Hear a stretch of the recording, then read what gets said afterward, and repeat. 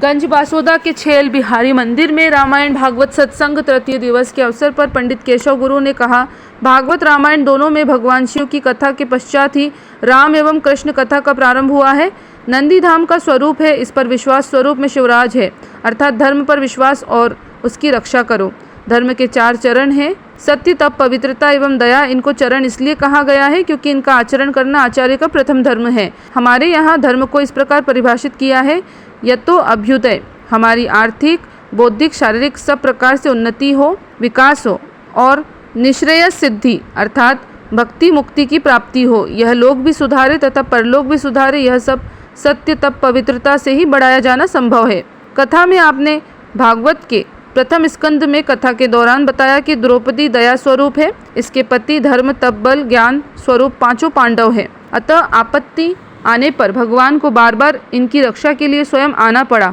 पितृ संबंधी कथा में आपने बताया कि मनुष्य का 1 महीना, पितरों का 1 दिन रात होता है। पितरों का श्राद्ध कृष्ण पक्ष में किया जाता है क्योंकि कृष्ण पक्ष में चंद्रमा सूर्य के निकट रहता है। पितृलोक चंद्रमा से ऊपर है, अतः पितरों का इन 15 दिनों को 1 दिन होता है। सूर्य चंद्रमा अपराह्न काल में सर पर होते हैं, अतः मध्याह्न काल में पितरों का भजन समय होता है। यह भजन मात्र अग्निबाण ब्रह्मांड के माध्यम से ग्रहण करते हैं। ब्रह्मांड तथा अग्नि दोनों समान माने गए हैं। पितृ व देवता सारभोगी है, द्रव्य की गंध से संतुष्ट होते हैं, अतः पितरों को चावल, तिल्ली प्रिय है। इन दोनों में गंध का गुण अधिक है।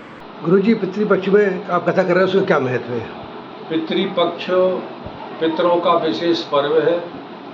इसको पार्वण श्राद्ध के नाम से शास्त्र में कहा गया है।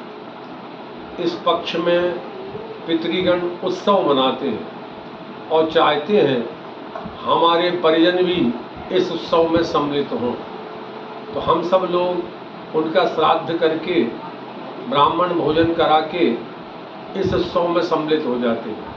लेकिन इसके अलावा शास्त्र में अनेक प्रकार के श्राद्धों का वर्णन मिलता है, जैसे नित्य श्राद्ध है, नैमित्तिक श्राद्ध है, काम्य श्राद्ध है, पार्वण श्राद्ध है।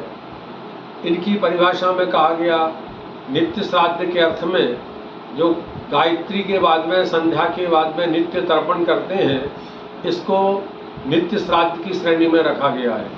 अपने माता पिता को रोज भोजन करवाना नित्य श्राद्ध की श्रेणी में है।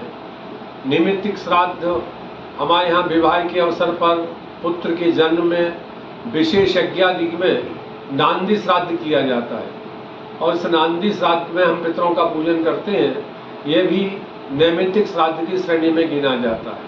इसी तरह से काम्य श्राद्ध है।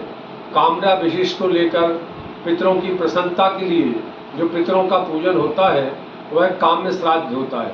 और वर्तमान में जो पितृपक्ष है ये पार्वण श्राद्ध है। और लोग वैसे कुछ ना कर सकें, लेकिन कथा सुनना भी श्राद्ध के अंतर्गत ही माना जाता है। जो लोग भाव के साथ में अपने पितरों के संकल्प से कथा को श्रवण करते हैं, मानो वह अपने माता पिता का श्राद्ध ही कर रहे हैं और ये इससे उनके माता पिता प्रसन्न होते हैं। भागवत में तो यहाँ तक कहा है, मातुर पितुष्य भार्याः कुल पंक्ति सुतारिता।